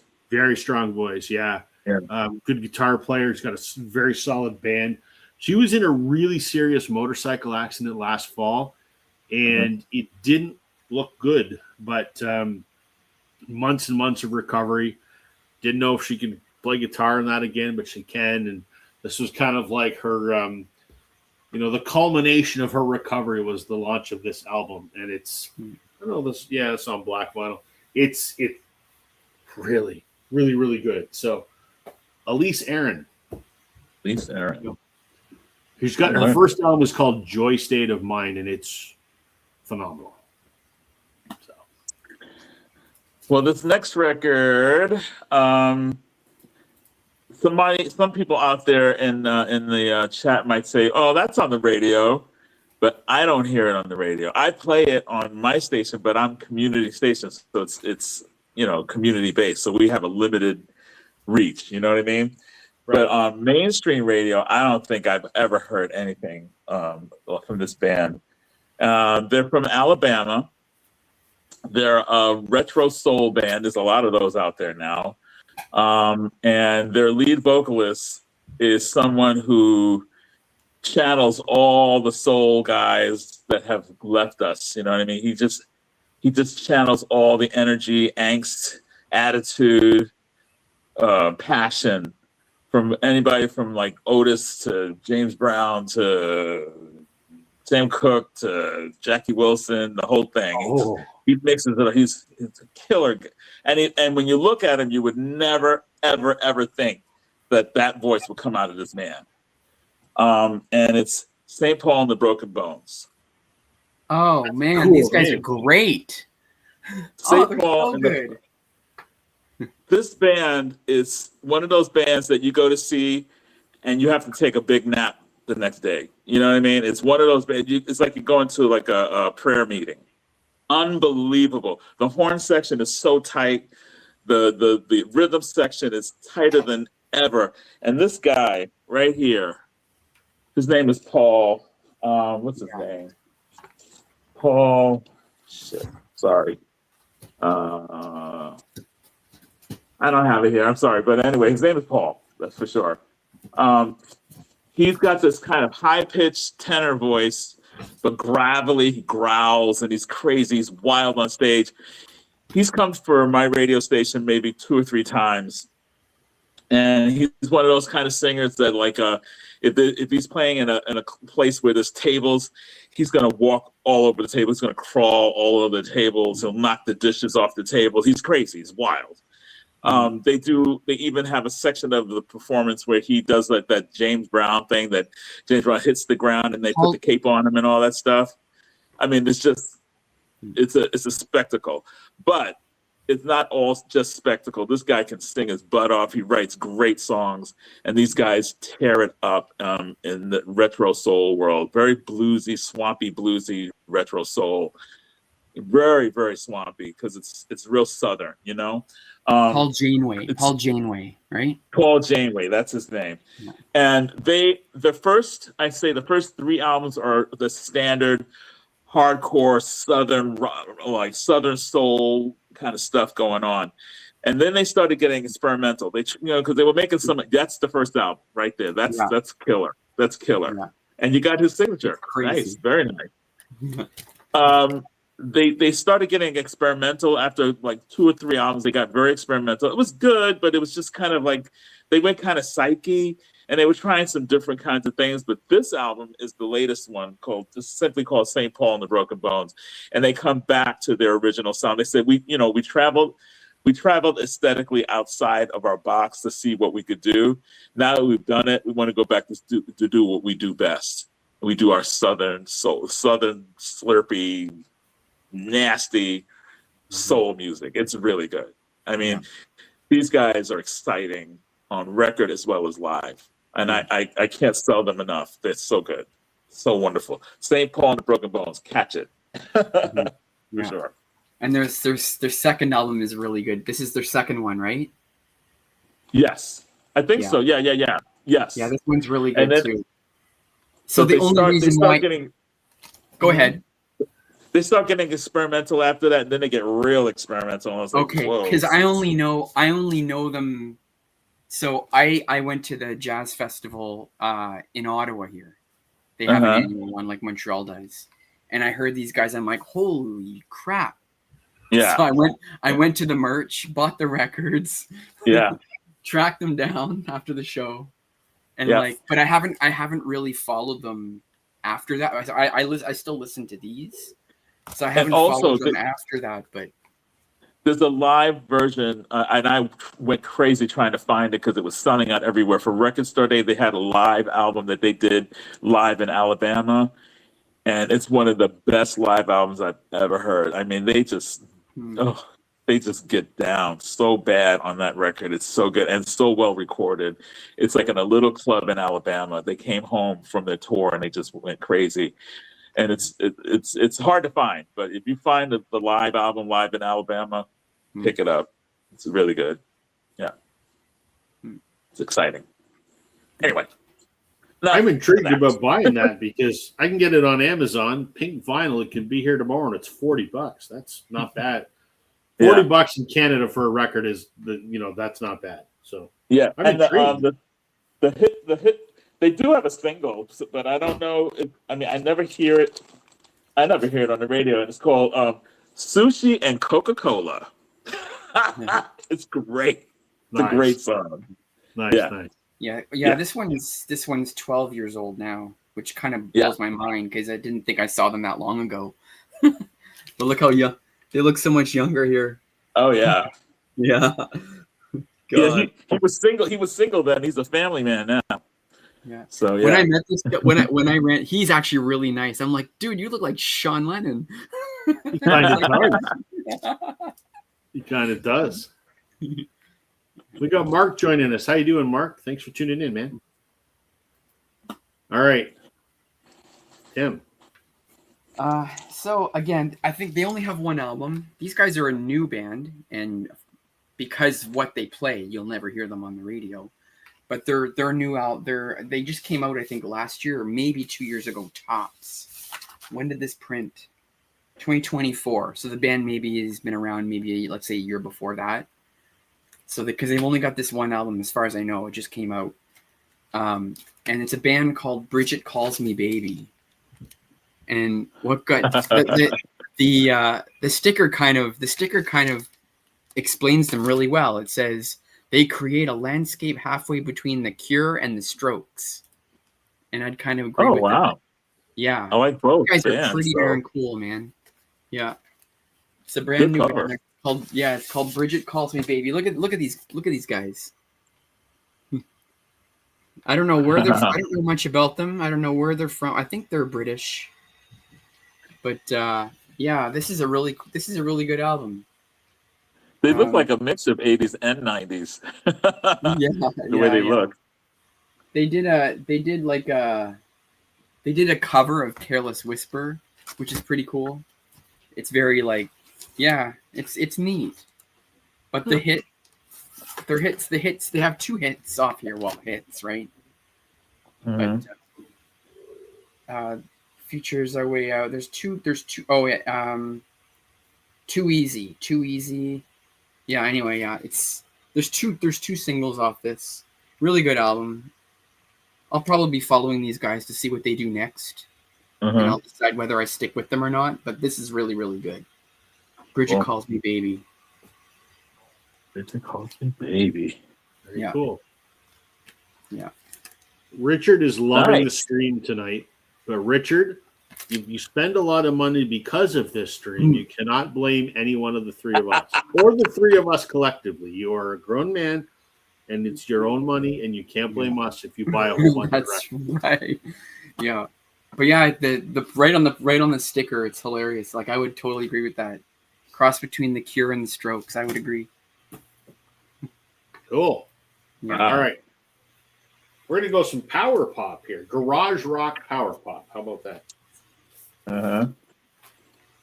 This is a band from Guelph, Ontario called Royal Castles. It's called Just the Hits, which is hilarious because it's their debut album. So it is not a greatest hits. It is awesome. It's some of the best power pop I've ever heard. This is on pink vinyl too. Nice. This came out 2021. They have since released a second record, which I still have yet to get. How do I know these guys? It's a husband and wife and their friend. And the husband or guy or whatever you want to call him was the drummer for Cuff the Duke. Tim knows who Cuff the Duke is. Yeah. AJ Johnson. I know AJ personally. I've known AJ for years. Cool. And so when this album came out, not only did they sign it to me, AJ hand delivered it to my house, which is awfully nice of him. I've just, it's such a good, it's just such a great power pop record. It's that simple. You're never going to hear it on the radio. If you're curious what it sounds like, they have a song called Money Song. That would be where I would probably start with. So it's I really have to get their second one. I don't know why I procrastinated, but some good garage rock power pop. AJ's a drummer, but he also plays guitar. They all play the instruments. They all play drums. They all play guitar. They all play keyboards. It's a fun power pop trio. So Cool. Yeah. I love that illustration. I like that. Yeah. yeah, it's pretty cool looking. And the tail of the monster continues on the back there. So and I like that it's pink to kind of match the tongue of the monster. Tongue, yeah. Very different than the stuff AJ did with Cuff the Duke. We might, you know what? Hold on. I can do this is my stream, so I can do this. Since I mentioned Cuff the Duke. Cuff the Duke. Cuff the Duke. I love Cuff the Duke. They are like Uncle Tupelo. Okay. Would that be pretty fair, Tim? Yeah. Sort of that like 90s alt country kind of stuff. 100%. Yeah. Electric alt country. Yeah. They started putting out albums in like 2007. They put out about 6 albums, I think. And then they took a hiatus because they were all busy doing other projects and did not put out an album for 12 years. And they just put out one like a year ago. I've seen them in concert a bazillion times. I know Wayne, the lead singer, I know AJ, the drummer. I've met everyone. I've got a picture of them on stage that I took, and they've all signed it. It's framed, hanging on my wall. These guys are just great. I love that alt country. Like I love that Uncle Tupelo, Wilco Son Volt kind of thing. And these guys are from Toronto, and they sort of do the same thing. All of their albums are on vinyl. This one, Silence of the City, impossible to find. Tim, this you know Hayden, right? Yep.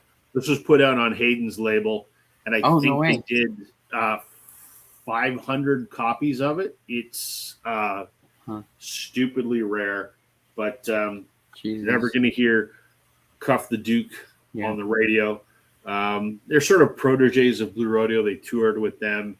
They did some work. Greg Keeler produced one of their records, I think, maybe 2 of them, but just great.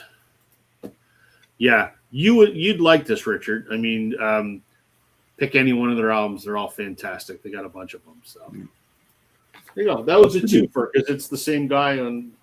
Yeah. Yeah.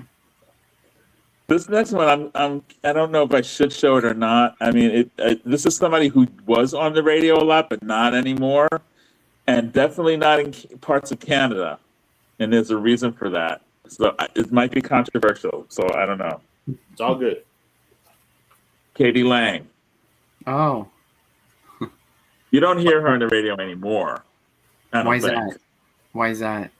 Well, she's not putting out a lot of stuff, first of No. all, and nothing commercial, you know what I mean? She never really was commercial, except for that Ingenue album.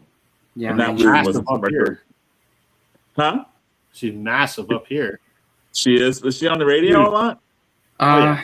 I mean, Constant Craving is played, and Yeah, but that's from how But- many years ago? Like 20-something years ago, though, right? yeah. This is a remix record called Makeover, because clearly she's made over here. She does not look like that anymore, obviously. And also I think she did that whole anti-meat thing, from what I understand, and so a lot of the meat producers are really upset with her. She did this kind of anti-meat thing for a while or something, Yeah. and pissed off a lot of people. So I was thinking that maybe she wasn't on the radio for that reason as well. I don't know. But anyway, I think to me, Katie Lang is probably, she's probably one of the best, one of the most gifted vocalists I've ever heard Oh, for in my sure. life. I mean, when you hear like a Whitney Houston, you hear like different people have that pure, incredibly pure voice that just like gives you the chills. It makes your hair stand up on the back of your neck. This woman does that for me. She can make any song sound good. Yeah. Yeah, her voice has a timbre and a beauty to it that I have not heard. It's otherworldly almost. It's so beautiful. It's so perfect. It's like it sounds like somebody who's never even been around anyone who's smoked a cigarette. You know what I mean? Her voice is so pure, and I could listen to her all day. She's just so good. And I'm not a country fan, but not by rule. But she's kind of alt country in a way to some degree, and country pop type thing, but not in that Nashville way. In the more Canadian way, I would think. Just a little bit more, a little smarter. You know what I mean? Just Yeah. a little deeper. I just think that she's one of those greats that in America they fell in love with Ingenue, and that was the end of it, pretty much. She just kind of dropped off after that. But of course, the GLBTQ community still embraced her and kept her going in America, but is in a smaller way. I always followed her, and I love this. This has all remixes of like her big songs, like Miss Chatelaine, and she does the theme from the Valley of the Dolls on here. There's Lifted by Love, Sexuality, Summer Fling. Really good. The Consequences of Falling. Really good stuff. Yeah, I think she's a great Canadian artist, and just a great singer. So, yeah. Katie Lang. If I'm not mistaken, and correct me if I'm wrong, Tim, did she not just recently, are they not going to induct her into the Canadian Music Hall of Fame or the Canadian Songwriters Hall? She got some accolade recently that was... Yeah. This day. Hold on. I was going to... Yeah, you were there, weren't you? Yeah, I was there. So there she is. There she is. What was that? Was that the Hall of Fame? So this was the Governor General's Awards. Thank you, Governor General's. I knew it was something pretty prestigious. Yeah. Yeah. And she did a really great album about maybe 8 years ago, something like that, with Nico Case and Laura Veers. Yeah. Brilliant record. Yeah, and they went on tour together. Yeah, she doesn't hit the Incredible. road, though. Well, Nico just came. Not Nico's anymore. Right now, but no, Yeah. she doesn't. Yeah, For Katie whatever Lang's reason. she put her shoes up. She's like not doing it anymore, really. But Yeah, it's a shame. yeah, it's a shame. She's so good, so damn good. Yeah. Agreed. All right, Tim, your turn. Let's do. Well, okay. This guy's got. I mean, no, I don't think he's played on. I mean, I've never heard him on the radio. The only song I've heard his Christmas song on the radio, just because that's grown attention. So I've heard his Christmas song on the radio, but they don't play his songs on the radio, and it's criminal. He's been around since 1990. Elvis Costello and Elton John have championed him to the moon. Oh, really? Okay. He's had dinner with Paul McCartney. Like, he is the musician's musician. And that is none other than Ron Sexsmith. Yes, sir. Oh, yes. This, Yes. and if anyone's going to hear a Ron Sexsmith album, like this was produced by Bob Rock. It's got the drummer from Nine Inch Nails. Not that it means anything, but he's the drummer on this. He's got Rusty Anderson, who's Paul's guitar player on stage. He's all over this. Bob Rock produced it. Like, if you're gonna listen to, like, yes, his voice is like very, like, people don't like Bob Dylan because of his voice. Yes, his voice is not the strongest. It's kind of a quirky little voice, but the music is just insane. He wins Junos and he wins Polaris prizes, but he's not played on the radio. And He it's is. absolutely I criminal. agree. Up Yeah. here, he is revered as the songwriter's songwriter, Yeah. But they don't play him on the radio. but they don't play him on the radio. Yeah. It's retarded. It's absolutely criminal. Yeah. Genius. But I absolutely love this guy. He is one of my favorites. And is this the one with, I know, I did get a, no. Does that have any teeth marks in it? But yeah, there's, what's that? Does it have any teeth marks in it? No, not this one. I should ask. That's what you But should I- start doing. Instead of Oh, asking funny- for autographs, Funny instead of story. asking for autographs, just get them to bite the corner. Bite of the on record. the bite. Yeah. You should get Jacob Dylan to bite one. Oh, that would be funny. But it's funny, funny story. Like, I've met this guy so many times. He's just the coolest cat, nicest guy. I went up to Gravenhurst to see him. That's like a 6-hour drive from here. It's up north of Algonquin Park, right? Yep. And he played in this guy. I think it's closed down now, but it was a guy's garage, and he redid it into like a live music venue, just out of this guy's garage. And I don't know how he booked these guys, but he did. But Ron came in and played, and it's a small town, and the show was over, and we shot the shit for like 30-40 minutes. We hit, every time we talk, we hit it off. And at the end of the night, we're like, my wife and I were like, let's just go, we're walking back to the hotel, and we passed a pizza, and we go in and grab a piece of pizza. And who shows up while we're waiting for the pizza? Ron shows up with his wife. So he's like, why don't you just tell me? I would have just driven you here. That's awesome. So we shot the shit for another 15 minutes in Pete's Pizza. And That's Yeah. cool. That's oh, cool. I just love this guy. I love this guy. It's criminal. Really Criminal good. that they don't play him Really. live. Criminal. Nice. Yeah. Okay. Yeah, Ron Sexsmith has he's got, I think, 17 albums or something like that. Very prolific. Reading Yeah. the comments. Yeah. Yeah. Yep. Okay. I came to these guys in a very interesting way. I don't know if you'll know these guys, Tim. The East Pointers from Prince Edward Island. No, I don't. Okay, so you know how East Coast Canadian music is very Celtic influenced, right? Mhm. That's these guys. Fiddles, stomping your Nice. foot on the stage kind of stuff. Like the kitchen party kind of. Absolutely. Okay. So you know where I'm going with this, but how I Yeah. originally got to these guys, I have a son, and my son is 10. But when my son was 3 and 4, like many parents do of children that age, I watched endless hours of the fucking Wiggles. Oh. Yeah, me too. Those days are. Yeah. Oh, I And- feel and- sorry for you. And I have seen the Wiggles in concert Oh, twice. Me too.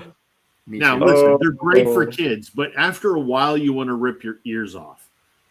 Anyway, on an episode of The Wiggles, for some reason, Anthony, who's the guy that intellectually owns The Wiggles, and he's the Blue Wiggle, he's buddies with these guys. So these guys were on The Wiggles, and I'm like, some fiddle players from Eastern Canada? Yeah. Cool. I was mildly interested because I like that East Coast kitchen party kind of stuff. And then just recently, one of my other many favorite Eastern Canadian bands, Alan Doyle and the Beautiful Band, rolled into Kitchener, Ontario. and these guys were the openers, and they were awesome. It used to be three of them, two buddies and the one guy's cousin, or two cousins and a buddy. Let's phrase it that way. Well, one of the cousins died unexpectedly a couple years ago of a heart thing. So they've continued on the other two, and this is their most recent album, Schoonertown, and it is that East Coast Canadian kitchen party. It's awesome. It's so good. Love it. Never going to hear it on the radio, but I did see it on the Wiggles. Oh, I feel for you. Look, here's my son in his Wiggles shirt. There you go. I feel it. That's a sign of a good dad. Oh, man. So, not only have I seen the Wiggles twice, I've met Captain Feathersword. Yeah. And the first time we saw the Wiggles, they were playing at a Chapters Indigo, which is a large bookstore, kind of like our version of Barnes and Noble. Okay. They were playing at a Chapters Indigo in Burlington, so we went and saw them. I think you had to buy a ticket. There was like 50 of us to see this private Wiggles show at a bar at a Chapters. Every time they Wiggles, I start giggling. Nothing but respect for them. It's great. There's a lot of other worse. I mean, it's better than Peppa Pig. They've been around forever, yeah. Right? So kudos to them. They're great. It's just got to the point where I was like, and here's the thing. There's times right now where, something will be said on TV or whatever, and my wife and I will look at each other and we'll just start singing the same damn Wiggles song. Oh, my gosh. There was something,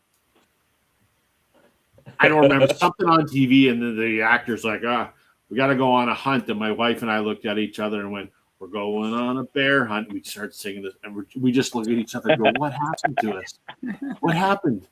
What happened? So anyway, the East Pointers, great. East Pointers. East Coast Canadian kitchen party. Yes, absolutely. It could have been worse. It could have been Teletubbies. It could have been Barney. It could have been Peppa Pig. Oh my God, Teletubbies! I'll take the Wiggles anytime over that. Oh my God! On New Zoo Review, I don't know if you had that up there. No. Oh my God. Anyway. All right, so we're closing in on on the end. So why don't we do a speed round? If you've got 4 or 5, whatever you got left, show them. Okay. All right. Rapid fire. This one I'm going to focus real quick on it. I want to tell a story about this. Yeah, go ahead. This one could be a little bit controversial again, because I've heard some stories about some Me Too stuff, but I don't know if it's real. So I'm not going to go into detail with that because I don't really know much about it. But this artist is an artist that I know from, I saw in New York City in Central Park at a free concert for, I forgot what it was, but it's the first time I saw Suzanne Vega for the first time for free. And then this band called Disposable Heroes of Hypocrisy came out. It was a hip hop band that was very progressive, very, very political, and really good. The Asian guy used a saw, and he used like one of those electric saws, and he put another saw with it and made all this fire with these sparks with it and stuff, while the other one was rapping. They ended up breaking up, and then the one rapper became Spearhead, and then he put his name in front of his band, Michael Franti, in Spearhead. And this guy, for a long time, was really, really political. He, like, in the Iraq war, and he went to Iraq, and he went to all the different places, and he did a documentary about what was going on over there. And he was very, very, very protesty, But now he had gotten sick after many, many years, and then he started to do this really kind of happy to be alive kind of stuff. I mean, that's where he's at now, and he has a family and everything now and all that. So he's not into all that protest angry stuff anymore. But he was real angsty for a long time. This is his record called Big Big Love. This is the record before the latest one. This was a big one for him, and it's really, really good record. It's hip hop with reggae, with pop, with all kinds of stuff, but he's mainly like a reggae hip hop kind of artist, so he's really good. So he raps and he sings. He does both, but he mostly sings now. Eric Krasno. Eric Krasno is a guitar player extraordinaire. That's his wife on the cover, pregnant with their son. And this is called Always. He was the originator of the band Lettuce and also the band Soul Live. Amazing guitar player, funky jazz fusion kind of stuff. And he sings as well. Unbelievable artist. Really dig him. Another guy from the UK, Sohn, Sohn. He does kind of like lo-fi, electronica, really cool stuff. I like those kind of quiet singers. They sing very quietly and have all that kind of very rhythmic, low-key electronic kind of music. Really cool stuff. This one's called Trust, and it has a great song called Riverbank, which is really cool. And in the same vein, in the UK, this is another guy, former DJ and producer. His name is Fink, very similar to Song, one name. He plays guitar and has electronica in his records. His songs have been on shows like The Walking Dead, stuff like that. He's really good. Really dark music, but really cool. I met him in Brooklyn when he was doing a small show in a small club. And I said, I've been following you forever. And I just happened to be in New York and you're here and all that. So we hung out and talked for a while, but he's really cool. British guy. Anyway, those are some right there. Right on. And this one's signed. Right on. Okay, Tim. All right. Got Let's left. go through a couple here. So this is a great record. This is another record store day pickup. One of those like never pressed. Ben Queller, Shaw. I don't know if you've heard of this one. Yeah. I don't know that one, but Ben Queller. Power pop masterpiece. It's very like widely considered a masterpiece for power pop. It's got like very piano ballady, very like that grungy, like that Weezer-esque kind of sound. It's got a very indie sound.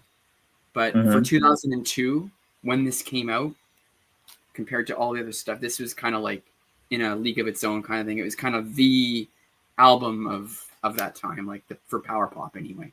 Really, really good. Khruangbin, another indie band.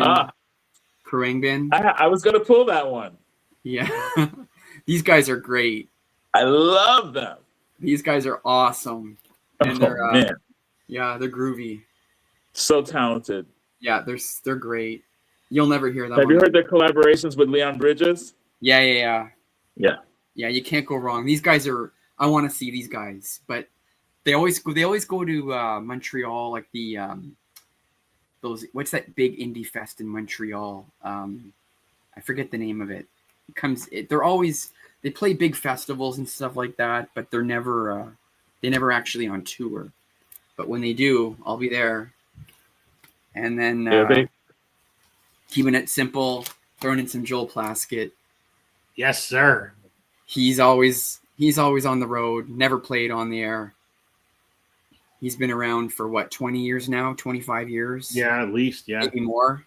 Yep. But he's this is the album I was telling you about.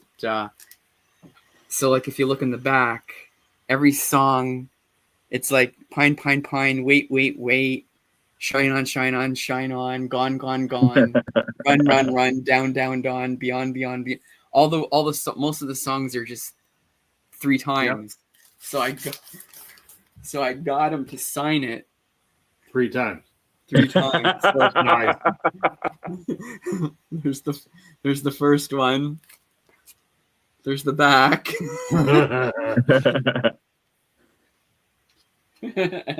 And the gate. Perfection. Love it. When I asked him to do that, he's like, no one's ever asked me that. That's brilliant. I never see his albums anywhere. No, you have to go on his site. It's I really know. the only way. Yeah. I know. I only have one of his albums, and that's The Emergency. I know. It's, The Truthfully, Piper, right? Truthfully. Yeah. Okay. That's the best one, I think. But I'd love to get the rest of his stuff. I just never see it anywhere. Yeah. Like, Yeah, this guy's funny. wicked. And actually, I discovered this guy. He opened. So Paul McCartney played in Halifax, at the field there. This outdoor concert, and this guy, Joel Plaskett, opens for him. oh wow, And yeah, he opens for Paul McCartney at this thing in Halifax, and they had a bunch of trouble, like audio wise, setting up and things like that. He told me he kind of gave me the ins and the outs of what was going on, but the show went on fine. But there was he said to me, like, he was like panicking, like he was like really panicked because they had a lot of, you could tell up on stage it was being delayed and they were fiddle for it. Something was going on. as Yeah. if opening up for Paul McCartney wasn't stressful enough. Yeah, that's Throw it. some audio That's it. problems on top of that. Yeah. Oh my God. But that's how I discovered Joel Plaskett. It wasn't until then, until mid 2000s. I don't know how I discovered him. I think I don't know. It was when Truthfully came out, and I heard the song "Hello Teacher," or whatever that song's called, Okay. or Teacher, whatever. Anyway, Okay. Yeah. Yeah, it was a bit later to the party. yeah, and I think just someone told me about it, and they're like, "Hey, if you like this, yeah." Yeah. He's awesome. Come on, teacher. That's what it's called. Come on, Okay. teacher. Teach me something. Yeah, it's yeah. Okay. So, Yeah, he's awesome. is that it for you, Tim? That's it for me. Yeah. Okay, I got a few here. This band has never played on the radio here. I assume it might be in the States. I don't know, but I am a massive fan of the old '97s rock band from Texas. They're not played on the radio now. No. Okay. I love these guys. I have almost everything they put out. Apparently, according to Discogs, this particular album, which is not a live album, even though you'd think it might be, is pretty hard to find, apparently, and quite expensive. But I have that on Anyway. CD. Yeah. I love all of their stuff. It's Mhm. you know, it's Texas rock and roll is what it is, and just really, really good. I don't know anyone up here that's ever heard of them.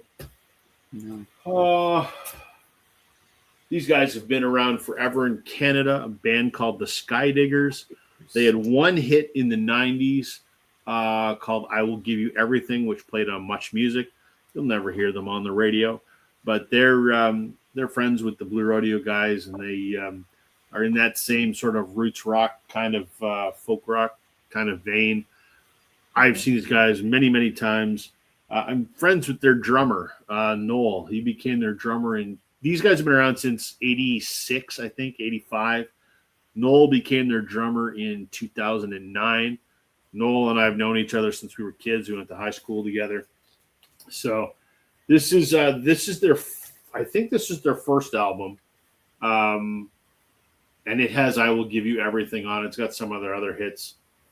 This was signed. So yeah, some good folk rock, if you want to call it that. I have literally like 5 country records, but this is one of them, and it's phenomenal. Lindy Ortega, I've talked about her before. You're never going to hear her on the radio. She's from Toronto, but she spent like almost a decade in Nashville, and this is as country as you could possibly get. It sounds like Dolly Parton. It sounds like Emmylou Harris, that kind of stuff, but recorded in, this was 2012. So good. She took a break from music because she had some personal issues. She just put out a new album last year that I'm not a big fan of, but this is Cigarettes and Truck Stops, produced by Colin Linden, who's a pretty famous producer. So yeah, love some Lindy Ortega. You're never going to hear her on the radio. Speaking of Colin Linden, I'm a huge fan of Blackie and the Rodeo Kings, which, again, you're never going to hear on the radio. This is a super group, if you could call it that, if you're a fan of Canadian music. It's Colin Linden, who, big producer, who's produced a lot of shit and played with a lot of people.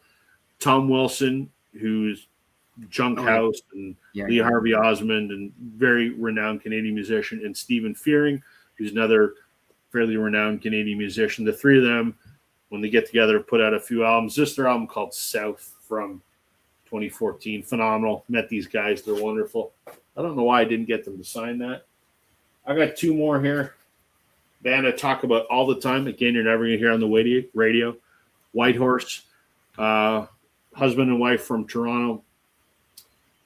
Luke is Sarah McLachlan's guitar player and has been for 32 years. And his wife is Sarah's bass player and has been for 25 years. And then they had solo careers. And they're still with Sarah. If you watch Sarah's Tiny Desk concert, they back her up on that. These guys are fascinating because every album they've done, I think they've got 6 or 7 albums, is different. There's a folk record. There's a kind of psychedelic record. There's a record of sort of like ballads. This is their country record.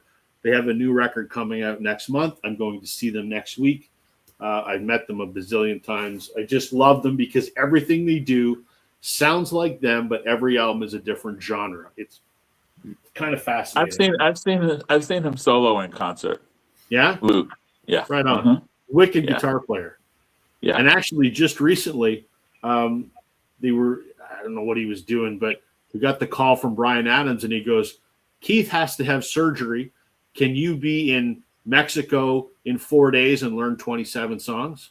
And he said, "Sure." And so he filled in for Keith Scott for the rest of the tour. Wow. All right.